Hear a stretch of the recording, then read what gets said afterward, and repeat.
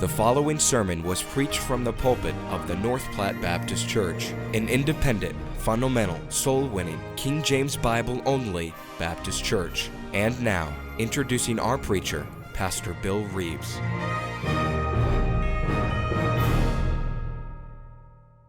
When you go and record a CD, you really become humble because you're in the studio and you're recording, and then they play it back for you, and you realize how bad you really are when there's nobody to cover for you or anything, so you have to stand there and just work on it. But I'm excited regardless. Can't wait to get it done. My mom asked me this afternoon, she said, why are you preaching?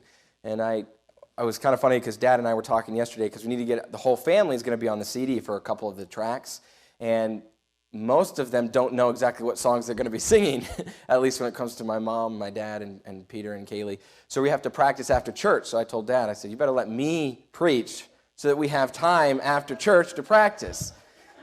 Then I got done writing my notes, and I have 6 points and 50 sub-points later, and I was like, I don't know if that was really a good idea or not, but it's what happened. So, no, the truth is this was something that God put on my heart that I have wanted to preach. I haven't been able to really study it out as much as I fully wanted to until now. But it's just something, one of the things that Dad mentioned this afternoon is when you're called to preach, you should have a desire to preach. And I don't think you can really cut that off. I mean, I'm called to preach, and when God gives me something, it's just this little light inside of you, you just gotta say something once in a while, you know? And so that's what I'm going to spout off a little bit about something that God gave to me. I love doing Bible studies.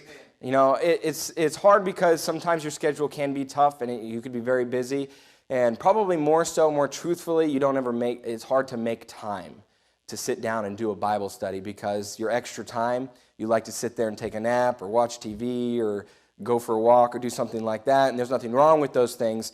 But once in a while, we as Christians should sit down, open the Bible, and do some Bible studies because, you know, I'm not talking about just reading a chapter or two chapters. I'm talking about picking a topic and then going and find different portions of Scripture that talk about that topic. It's really, really enlightening. And I had one of those aha moments this afternoon as I was studying this stuff out. And I'm excited to give this to you just because even if you all think, oh, that's stupid. I mean, I've heard that a million times. For me, I've heard it before, but at the same time, there are some things about it, some things that while I was studying that God sort of popped out of the Bible, smack you around a little bit, go back in, and like, whoa, what just happened?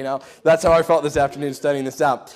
But Proverbs 22:1, this is a very well-known verse. I think most of us probably could quote this verse by heart. A good name is rather to be chosen than great riches, and loving favor rather than silver and gold. Now, of course, this passage is not talking about your physical name. It's not saying you better hope that you get a good name here in life. And if your name is Buddy, man, sorry, you're going to have a tough time.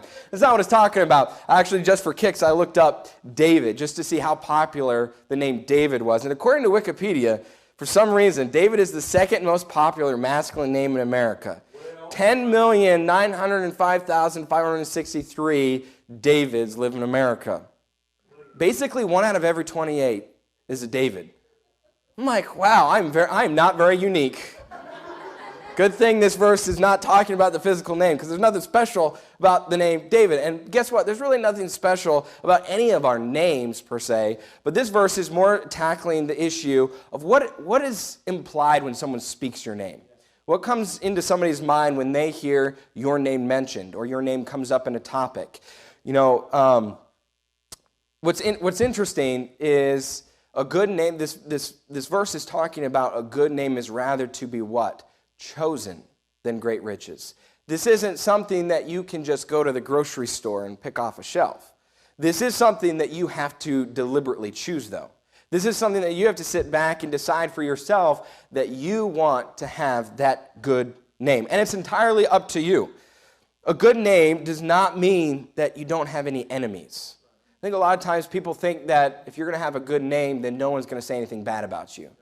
And through our study tonight, we're going to find that's really not the case. But what it does mean is those who really know you, those who you interact with on a daily basis, which everyone in here, we all interact with each other at least on a weekly basis. A lot of us in this room, we see daily. If you're on church staff, we see each other daily. If you're working at the daycare, you see each other every single day. And so it's very, very important when it comes to the integrity of your name. Being able to work well with others has a lot to do with having that good name. A good name is not just a physical name. It's not the physical name. It is what is attached to your name when it comes to character.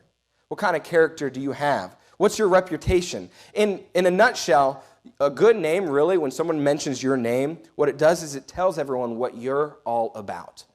What is this person all about? If I put your name just in a sentence, what would they say that person is all about? Are they all about church?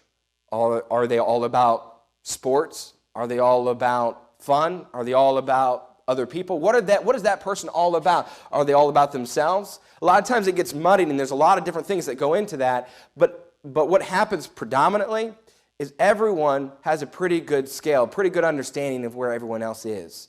And it is different for every single person. So I can't just stand up and say, I've got a good name because one person thinks well of me and expect everyone to think the same thing. But that's why when we get into the Bible and we find out what a good name is and how we get it, that is universal. That works for everyone. And God gave us those truths. So think about it real quick. What is a good name? And if you're taking notes tonight, I would encourage you to take notes. I will try to give you 1, 2, 3, 4, 5, and 6. That's how many points we're having.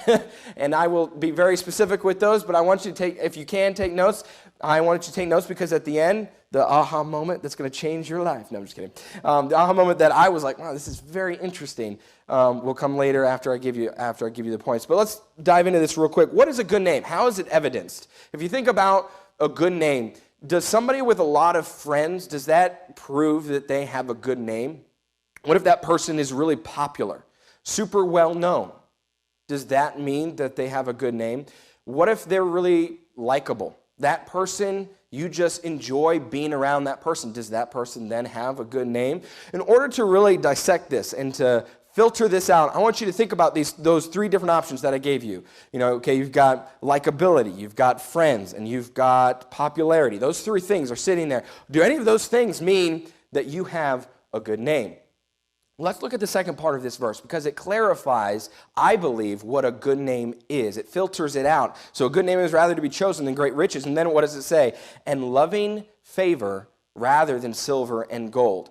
There's, these sentences aren't put in here by accident. God doesn't just pick one random thing and another random thing and put them together. God has a very specific purpose for why he put the second part of this verse, and loving favor rather than silver and gold. Think about this.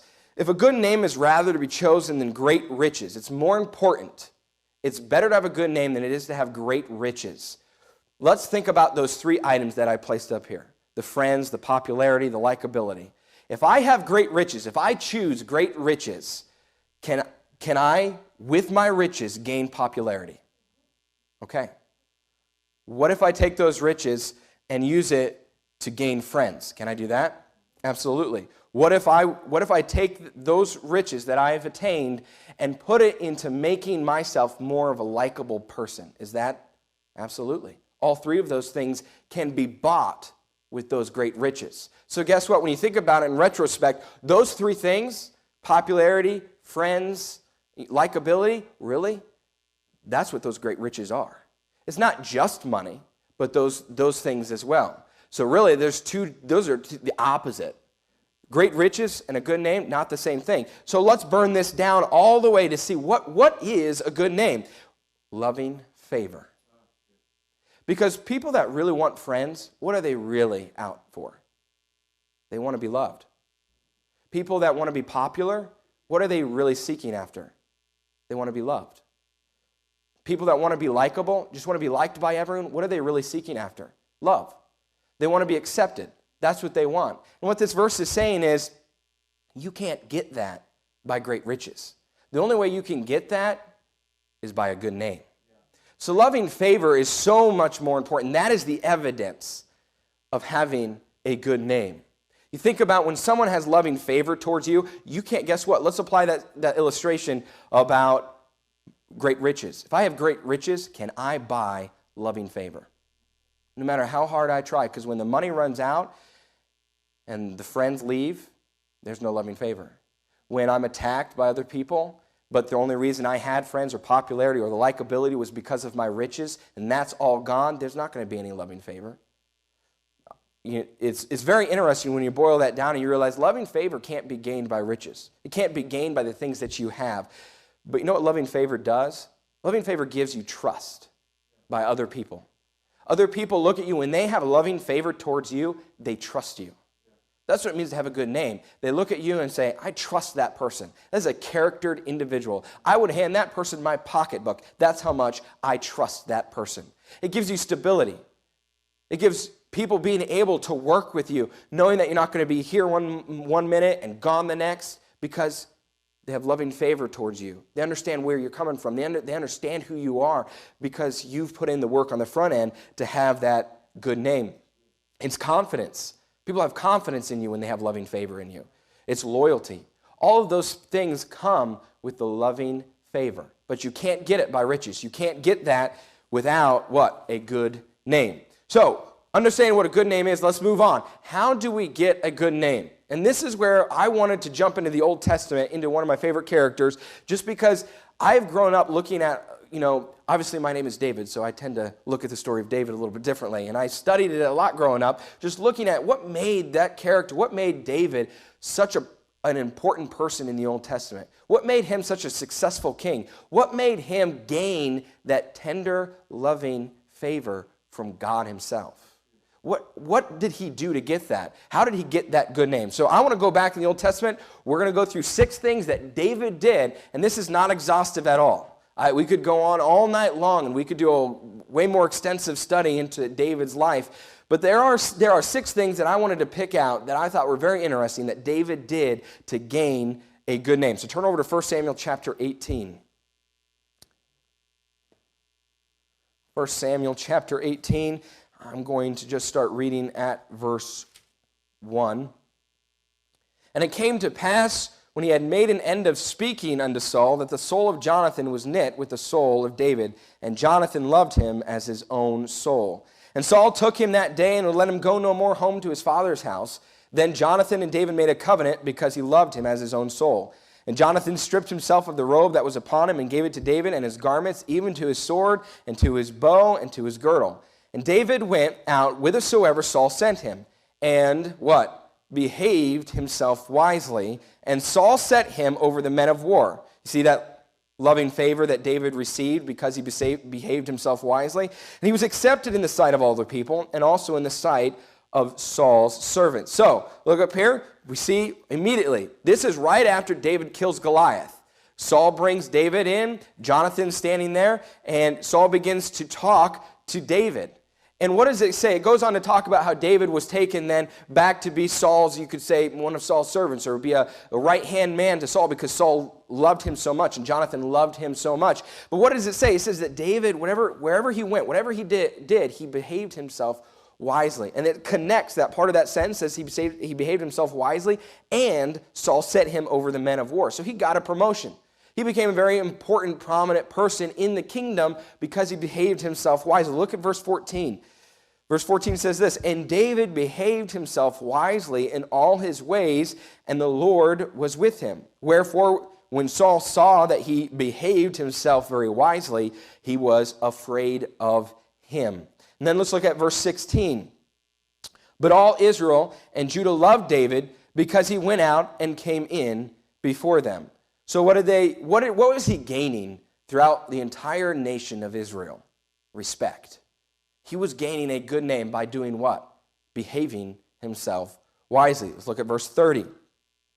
Then the princes of the Philistines went forth, and came to pass, after they went forth, that David behaved himself more wisely than all the servants of Saul, so that his name was much set by. This is just one chapter.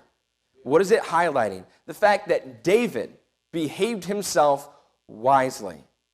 We look at this character, David. Why did he rise through the ranks and have such success? Because he learned to behave himself wisely. And he learned to gain that good name. What that means right there when it says, so that his name was much set by, it means it was set apart. It means it was something. You didn't just say the name David and everyone knew who that was. Because, not just because of popularity, but because he behaved himself wisely. When you think about a good name, you think about the correlation to David and what he did with that good name, you also find, and you continue studying that out, you also find that although he did rise through the ranks, even with that good name, he also shrank through those good ranks. He also had to run. He also had tribulation and persecution from Saul. He also had a whole lot of enemies. So we look at this and we understand, okay, David behaved himself wisely. We understand that. That's a fact. He behaved himself wisely. He's got that good name. God was with him. What does it mean to behave yourself wisely? And this is where it takes some Bible study, some looking at the life of David and seeing what exactly did he do? How did he behave himself wisely? What did he do? So here's what I'm going to do. I'm going to give you 6 things that David did that I believe helped him gain that good name. 6 things that every single person in this room should strive to do, should strive to pattern their life after. If they want to have a good name, if they want to be successful in life, and they want to be able to have a good relationship with their boss, with their manager, with their employer, or with their employees, if they want to be respected by other people, you have to have the good name. When it comes to us church folk who are in this room that see each other and work with each other on a daily basis and are very connected with each other's lives, we should strive to have unity. We should strive not to have a clique here and a clique there, and I don't like that person. I don't want to hang around this person because this, and this. We should strive to all be on the same page. And the way we do that is by each of us looking at our own selves, drawing a circle around ourselves and saying, I want to have a good name. It's not about so-and-so, you need to have a good name. Nope. It only takes one person. It takes you. Looking at yourself and saying, I personally am going to have a good name. Number 1, David was genuine. David was genuine. If we look at verse 1, this is directly after David killed Goliath. And he's standing before Saul. Who do you think would be very nervous, very uncomfortable in that situation? You think it would be David? No, I think it would probably be Saul, whose job was to kill Goliath, who was head and shoulders above everyone else. So you got to understand the position that Saul is in, now bringing David in. Now think about what happens when David comes in. Does David strut around and go, Saul, what's your problem? I killed Goliath. Why didn't you kill Goliath? Did he do that? We don't know exactly what David said. But if Saul took him, as it says in verse 2, from that day and let him go no more, and saw how valuable David was, and Jonathan's soul was knit with David's, do you really think that David came across that way? No. Why was that? Because David was genuine. David was a real, down-to-earth person. Although he did just literally kill Goliath and came off the field after cutting Goliath's head off, and he could rightfully walk around saying, I killed Goliath, I did this great thing, that's not how he acted in front of Saul. In fact, the opposite, he was so genuine that Saul and Jonathan became close friends and companions with David. David was good at expressing, and not just expressing, but showing that he truly loved Jonathan and that he truly loved Saul. And that's really what it means to be genuine. A genuine person isn't going around trying to get other people to like them. A genuine person loves you for who you are. Amen. And is confident in who they are because they walk with God. They know they're not perfect.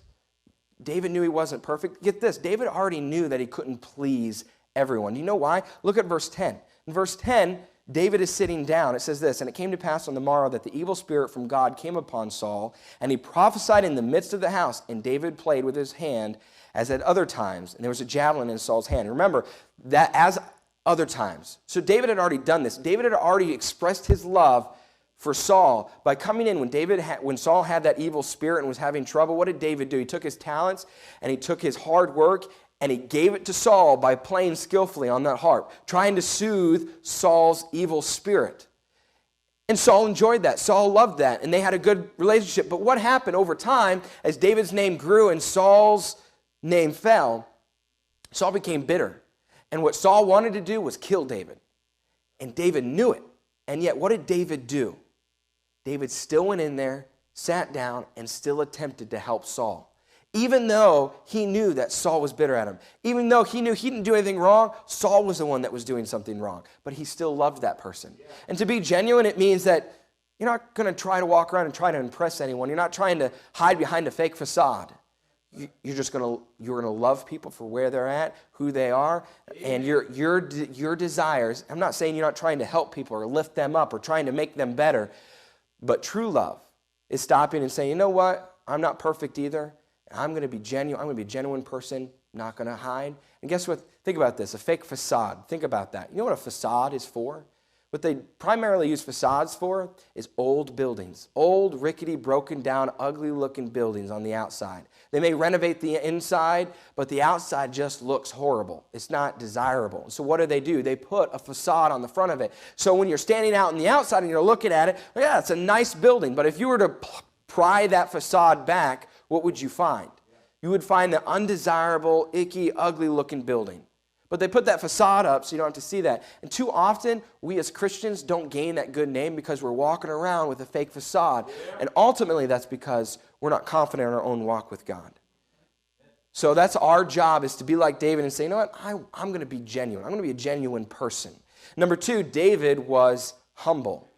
David was humble. Let's look at verse 17 and verse 18. It says this, and Saul said to David, behold, my elder daughter, Merab, her will I give thee to wife. Only be thou valiant for me, and fight the Lord's battle. For Saul said, let not mine hand be upon him, but let the hand of the Philistines be upon him. What did David say in verse 18? And David said unto Saul, who am I, and what is my life, or my father's family in Israel, that I should be son-in-law to the king?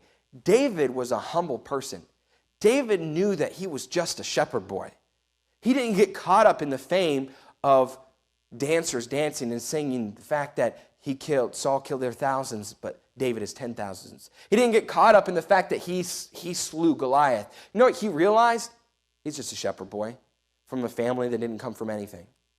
And he realized when Saul looked at him, although Saul meant it for evil, and Saul said, I'm going to give you my eldest daughter to marry, David stepped back and go, who am I that I can be related to the king? He couldn't believe that. He was humble. You know what the true test of humility is? The true test of humility is when you think you're a servant, how do you act when you're actually treated as such? Think about, look over at verse 23. And Saul's servants spake those words in the ears of David, and David said, seemeth it to you a light thing to be a king's son-in-law, seeing that I am a poor man and lightly esteemed? So he seems to be saying the same thing. What happened? Well, in between verse 23 and verse 18 of what I read, Saul changed his mind and didn't give Merab to David.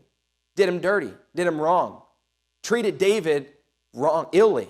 But what did David do? Was there an even ounce of bitterness in David's voice? Not at all. When another opportunity came for David to be related to the king and marry into that family, what did David say to the servants that we're talking about? He's like, you guys think this is a light thing? This is crazy for me to think that I could be part of the king's family. That's how humble David was. He truly, even when he was treated illfully and wrong, he didn't have an ounce of bitterness. Do you know why? Because he never expected to marry into the king's family.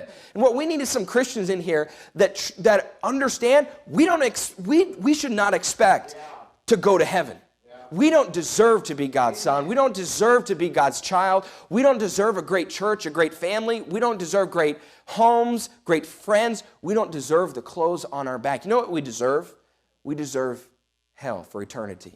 And until we as Christians step back and truly become humble, we will never gain a good name among our friends, among the people that we're around. Because we always think that we're better than what we truly are. We were like, well, I killed Goliath in the past. Saul, I'm expecting to live in the kingdom. I'm expecting to live in the castle. I'm expecting to marry your child because I did all of these things in the past. That's not how David acted. And I know I put that on a grand scale of things, talking about how we don't deserve anything except for hell. But really, let's bring that down all the way to where it's at home plate for all of us. And that is, we don't expect, or we don't deserve really any of the day-to-day things that we get when it comes to relationships, when it comes to our jobs. But you have to be the one that stops and looks at your own life and says, I'm just a shepherd boy. If you don't have the capability of stopping and looking at your own sin, why do you think God says to be faithful in confessing our sin to the Lord? Why? Because God wants you to remember you are just a shepherd boy. You don't deserve to be a bus captain. You don't deserve to be a Sunday school teacher. You don't deserve to be a part of this church. You don't deserve to have the family you have. Everything that you have was given to you by God. But what you really deserve is to be living on the streets. Honestly, if we boil it down, the only reason I have what I have is because I was born into the family I was born into. I could be a bus kid. I could be born onto the streets, never walk into church, never have the opportunity presented to me in a very clear fashion, could never have people love me, could never have that opportunity. I could die, split hell wide open. And guess what? I would still deserve everything. But you know what? If you're going to be truly a humble person, you have to step back and be like, I don't deserve to be preaching here because I know the sinner that I am. And if you can't stop and picture that in your own life and that bring tears to your eyes, understanding that you truly are a very sad and wicked sinner and that God out of his grace alone has not killed you. If you can't do that, then it's going to be hard to gain that good name. The reason David was able to relate to people and be able for people to look at him and respect him is because David didn't walk around with a fake facade. David didn't walk around like he was better than other people. David was humble. And that test of humility wasn't just thinking it. It was when he was treated as a servant, when he was done dirty, he didn't get better. He didn't expect anything else. He didn't even deserve it. He deserved to be on the back fields with the smelly sheep in a profession that was looked down upon during that day. He wasn't even a soldier at that time. He hadn't even been a part of the army. He was just a shepherd boy. So are you humble? Number 3, David was fervent. David was fervent. Let's look at verse 27. Wherefore David arose and went, he and his men, and slew of the Philistines 200 men.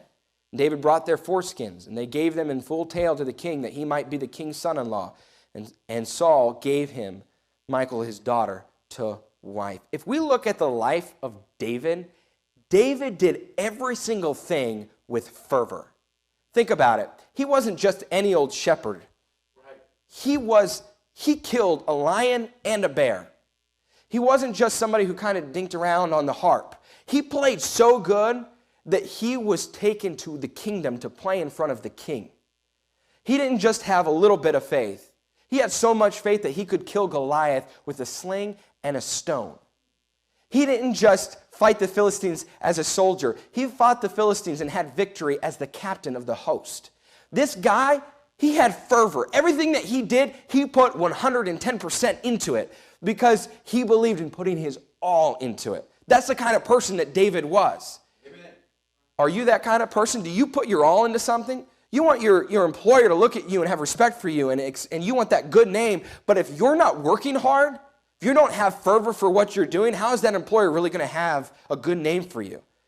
If you're not with your fellow employees and you're working and they don't see that you are all in and you are working hard, but rather you sneak your phone out and you play a game or you're emailing or you're looking at your watch or you have a bad attitude, you say, That's not what David did. David was fervent.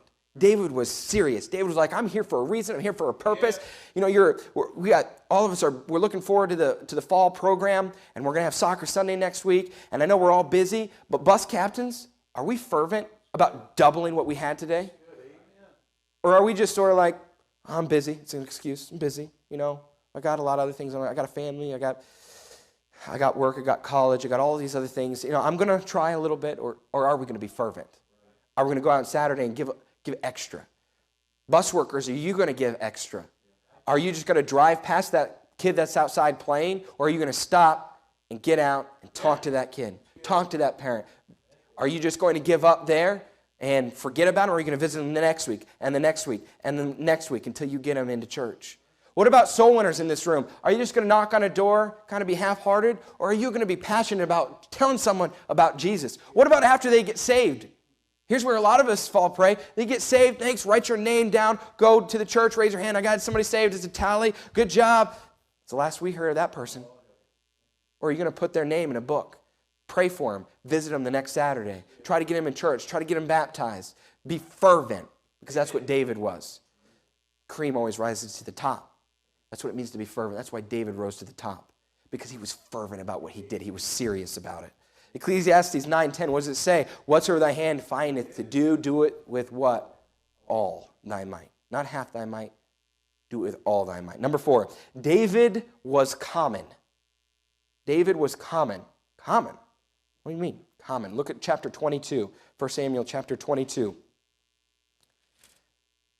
says this, David therefore departed thence. This is where we're at in the story. Saul tried to kill David. He had to flee from Saul. David had to try to flee from Saul. He ran into the wilderness, ran from Saul. And what happened? This is what happened immediately after David is on the run and escaped to the cave, Adullam. And when his brethren and all his father's house heard it, they went down thither to him. Get this. David had, I didn't even realize this until I was reading this. Do you know how David had that brush-in with his brothers at the battle before he killed Goliath and his brothers looked down on him? David had such a good name that he won his family over. His entire household came to him when he needed help. Do you think that happened? That would have happened if David treated his brothers after that like, here, you guys are trained military men. I'm just a shepherd boy, 16-year-old boy. I went and killed this guy. What's your problem? Do you think they really would have joined up with David in that? No. David behaved himself so wisely that he won his own family over to his cause. Really, it's God's cause. We keep going. And when his brethren and all his father's house heard it, they went down thither to him. And everyone that was in distress, everyone that was in debt, everyone that was discontented, gathered themselves unto him, and he became a captain over them. And there were with him about 400 men. David was able to be surrounded by the base of society, by the commoners. He was able not only just to get along with them, but to lead them. You know, that's where we get in, youth groups. That's where you get those clique clubs. You've got some of those, you got some of those youth, some of those teenagers that are kind of cooler. They got the better dress. They got the better speech. And they're the cooler ones. They're the sort of upper part of society. They know how to speak English correctlier than everyone else. Then you have the other teenagers that don't come from the nice home, maybe smell like cigarettes, don't really know how to talk right, got a lisp, maybe look a little weird. And you got those. You know what David could do? David could live in the kingdom. David could hobnob with Saul. David was just as good at being a friend to somebody who's in debt, somebody who's discontented, murderers, thieves, people that were running from the law. He could hang out with both of them. Do you know why? Because David was common. David knew, I'm just a shepherd boy. I'm not a king. I'm just a shepherd boy. And the reason that we constantly butt heads with each other is because we're not being common. We're looking at each other and looking at how they're dressed, looking at what their face looks like, how do they talk, what are they saying, where are they at in society, rather than just being a friend. Amen. Rather than just realizing we're all on the same level. Reaching down, lifting people up. David was common.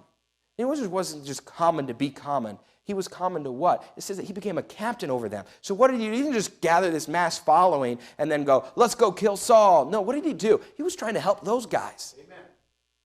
And until you stop and learn to be common and be able to have such a good conversation with a bus kid who comes first time on Sunday morning, maybe 8 or 9 years old, doesn't know anything about church, and you can strike up a conversation with him, and then on Sunday night you can sit next to the seasoned preacher who's maybe an evangelist coming into church, and you can strike up a conversation with him and just not have a problem till you can be common and not think of yourself more than what you are. You'll have a hard time with that good name. Number 5, David was meek.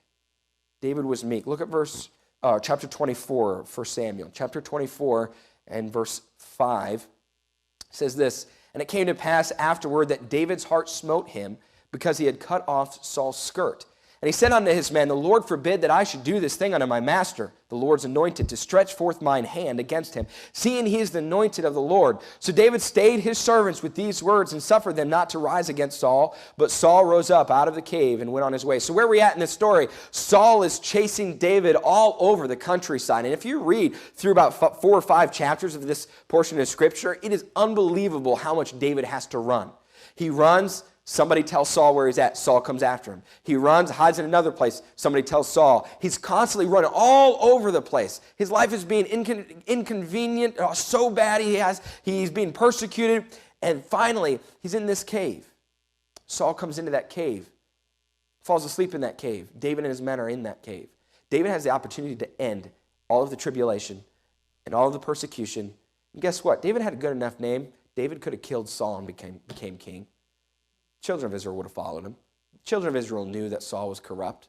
But what did David do? David stepped back and said, you know what, even though I have been treated wrong, I've done nothing wrong, even though Saul has tried to kill me, has acted like I'm this evil person, has ruined my reputation, tried to ruin my reputation, he's laying right here, I could kill him. He's the Lord's anointed. God put him there for a reason. And what did he say? I'm not going to lift my hand against the Lord's anointed. And that's what it means to be meek. Meek means that you can take being looked down upon and being treated illy and not retaliate. Because you're just a shepherd boy. Because you can handle that. But what did David say in verse 12?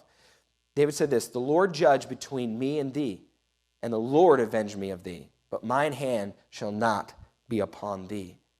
David never returned evil for evil. David understood what Jesus said in the New Testament about turning the other cheek.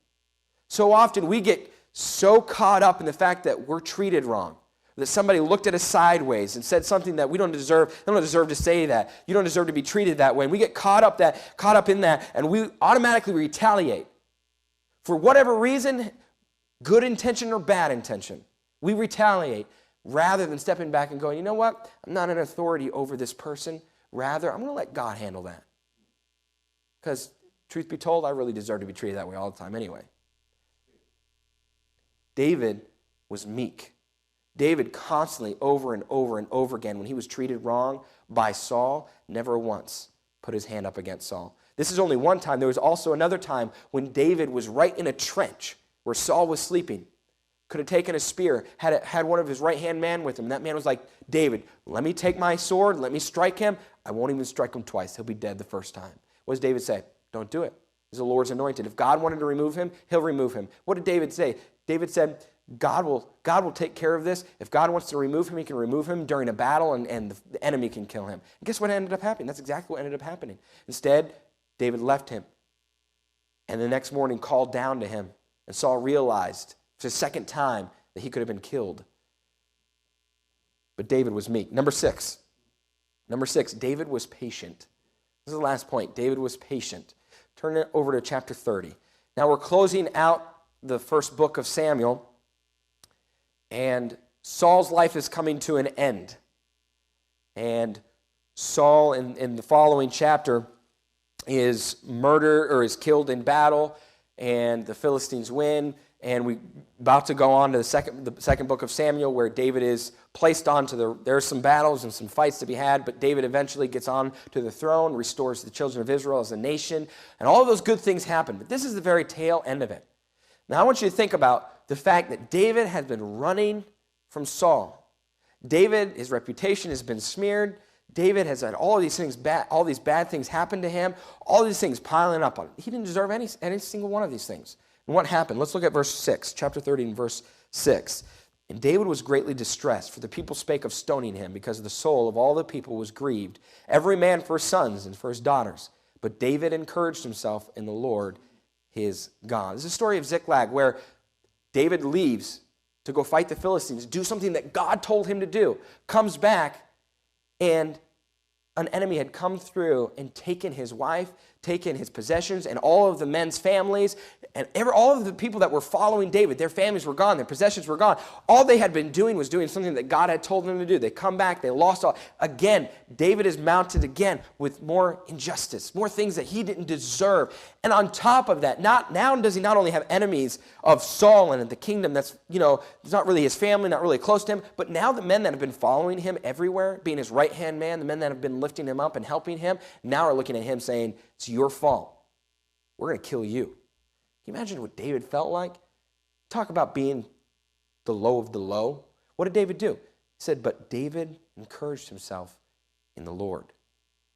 David sat down, had a walk with God, and said, you know what? Everything's going to be okay. Everything's going to be okay. You know what he did? To be patient doesn't mean that you can just constantly take a barrage of hittings and hard times and just get through it. That's not what patience means. Biblical patience means that not only do you keep going, but you keep walking with God and you keep praying. Even though you don't understand, even though you don't know what the future is, even though you're in doubt, patience doesn't mean that you just keep living your life going through it with a bitter attitude and a sad spirit and a frown on your face. That's not what it means to be patient. Amen. You know what's very interesting in all of this passages of Scripture, not once does it focus on really David, what David says when he's praying to God when it comes to himself. You actually find not a single verse in here, in the book of 1 Samuel, where David is running from God. You'll not find a single verse where it focuses on David complaining to God or crying out to God. Now we have another book, the book of Psalms, that goes in detail with a lot of what David was going through. But you know what it focused on? Every time that David prayed to the Lord, you know why? Because I think this is a perspective from the outside. I think it's a perspective of what other people saw. Every time David prayed, you know what he was praying about? God, should I go over and kill these people? God, should I go here? God, what should I do? God, it was never, not a single time was it, God, why are you doing this? God, why? Not a single time. Because everyone else, you know what they saw from David? They didn't see this defeated guy walking around, oh man, I got to fast for 13 days because I got such a hard life. Oh, I've been treated wrong. Oh, I'm just going to keep going though. I'm a good Christian. That's not what they saw. All they saw was a leader going about his business. Okay, Saul's here. I'm going to run over here. Okay, God, where do you want me to do? What do you want me to do? Where do you want me to go? How do you want me to act? Now, in private, look at the book of Psalms. David was tore up. David was having a hard time. But you know what David did? He never stopped praying. He never stopped having that personal walk with God. And that's why David could get through this. That's why David had a good name. That's why to everyone else it looked like nothing could faze David. Because he had gained that loving favor with God. And he had that relationship with God. And he was patient to the point that he could handle all this. You know what the end of that story is? You know what happens in the end? David becomes king. And David doesn't just become king because he fights his way into it. David becomes king because they willfully give him it. Because he had such a good name, not only among the men that were following him, but throughout the kingdom, that they wanted to follow this guy. Is that going to be said of your life, that when you're working with people that you're sitting next to right now, can they look at you and want to be around you? Do they genuinely want to be around you? I know it's not likability. I know it's not popularity. It's not friends. But all of those are byproducts. You do get some of that when you learn to have a good name. But are you patient in your life? Can you step back and go, you know what? All these bad things are happening. I feel like I'm treated unjustly. I don't feel like this is the way it should be. But you know what? I'm good. I'm fine. I'm going to treat this person with love, like nothing happened, because nothing happened. I deserve it. It's all good. Nothing. If we learn to really act that way, can you imagine a relationship that we would have with other people? Can you imagine how we would be looked at? If we could capture that. David showed us that. That's what the Old Testament is for, giving us those real-life pictures. Now, I want to give you the thing that sort of popped out. It was amazing to me. In the book of Romans, Paul wrote the book of Romans. And Paul, to me, was one of the greatest. He had some of the greatest ability to teach doctrine, but then always at the end do the 1-2 punch where he put it in practical terms. He was so practical. The first part of Romans, actually the first 10 chapters, Paul is primarily dealing with the doctrine of salvation. It's not about works, it's God's grace, it's faith alone. He's going through all of this stuff. It's all doctrine. But then in chapter 12, let's go over there and look at that. Chapter 12, he switches gears in chapter 12. He switches gears and he begins to talk about, now that you know that you're saved by grace on your way to heaven, you don't deserve it, you did nothing to gain it, how should we act as Christians? And he even talks about, in chapter 12, he begins to talk about how now you have a responsibility to present yourself back to God and saying, your body is God's. You should present yourself as a living sacrifice to God. And he then continues on through the first portion of chapter 12, talking about how, as a church body, we are supposed to be one body, one member. We are supposed to be on the same page. Because Paul knew that a big difficulty that churches had and that churches would have and these Christians would have was not the world. It was themselves. It was each other. Learning to hang around each other. Learning to respect each other. Learning to love each other. And so he goes on and he lists some things, some ways to be able to do that. Some ways to be able to be respected, some ways that we can be as a church unified, going in the same direction, and not just as a church, but as a Christian. And I'm going to read through this, and I want you to see how much this applies to David's life and the points that we went through. It's shocking. Verse 9, let love be without dissimulation. Dissimulation basically means, it's basically saying, don't fake love. Don't act like you're loving on the outside. Be genuine. Oh, David was genuine. Abhor that which is evil, cleave to that which is good. Be kindly affectioned one to another with brotherly love, in honor, preferring one another. Man, sure seems like David had a handle on that when he was playing the harp for Saul, who wanted to kill him. Verse 11, not slothful in business, but fervent in spirit, serving the Lord. Man, David was fervent. David was serious. Rejoicing in hope, patient in tribulation, continuing instant in prayer. Distributing to the necessity of the saints, given to hospitality. I did not even have time to outline this, but in the last chapter of the book of 1 Samuel, chapter 18, after David and his men go and recapture Ziklag and get all of their possessions back, do you know what David does? David takes those possessions, divides it up, not only among the people who fought, but the people who were left behind and couldn't do it. It didn't just stop there, though. David was given to hospitality. You know what David did? David took the things that he got, the spoils that he got, and he sent them back to every single place that he had gone on his travel hiding from Saul, and he gave them presents. David was given to hospitality. Verse 14, bless them which persecute you, bless and curse not.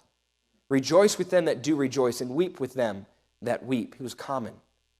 Be of the same mind one toward another. Mind not high things, but condescend to men of low estate.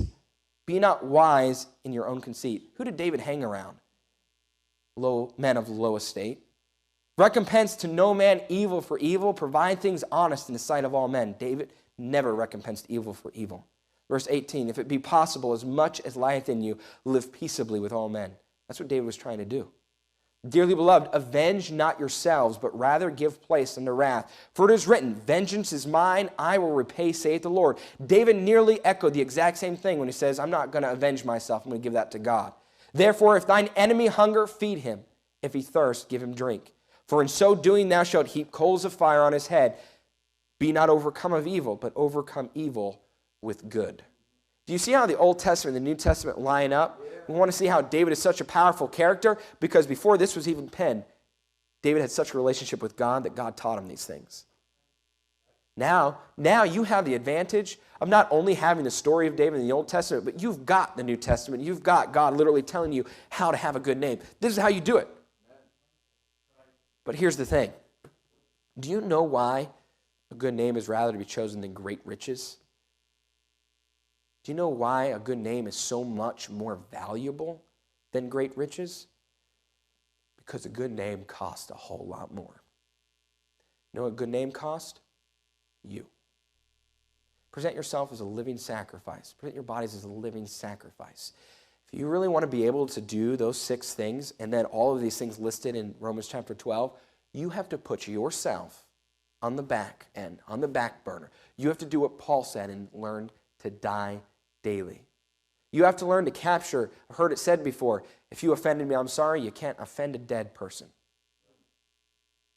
When was the last time you acted that way? When was the last time you walked around and had that kind of a spirit? But guess what? The reason that good names are rare is because it costs dearly. It's a whole lot easier to go get rich. If you really want a good name, though, you got to be selfless. You got to put yourself in the back and say, God, others, others, others. That's what you have to do with your life. And sad is so often we as Christians, we're the best of the Christians, we go to church and have it faithfully. We have so many conflicts with each other because we're not learning to be selfless, because we're not learning to have that good name. So, do you want that good name? It's up to you, because guess what? In the end, you're the one that's got to choose it. You're the one that's got to sit back and go, I want that. I want a good name. Now, are you ready to pay the cost, pay the price for it?